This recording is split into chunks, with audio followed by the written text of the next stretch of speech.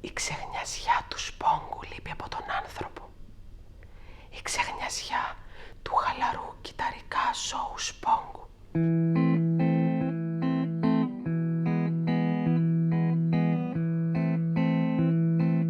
Αυτό που κάποτε υποστήριζα, ότι η ζωή έχει ένα αυθύπαρκτο και αυτονόητο νόημα, δεν μου αρκεί πια.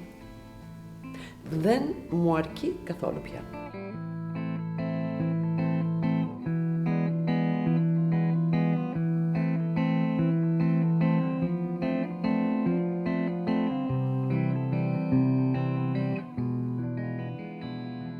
Αν σου το έκανε αυτό ένας μπακάλις, αν έμπαινες δηλαδή σε ένα εδωδημοπωλείο και ζητούσε ζάχαρη.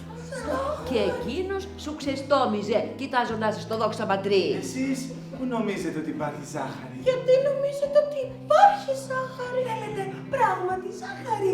Εσείς ξέρετε που είναι η ζάχαρη? Εδώ νομίζω ότι έχουμε κάποιο πρόβλημα. Θέλετε να το συζητήσουμε?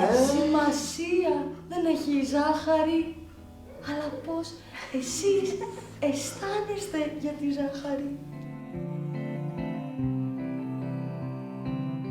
Αυτά τα παθαίνει ο άνθρωπος, γιατί δεν μπορεί να κάτσει μόνος του στη σιγαλιά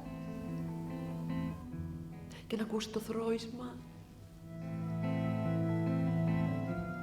Το θρώισμα είναι ένας ήχος ασαφής, ένας καθαρός ασαφής ήχος.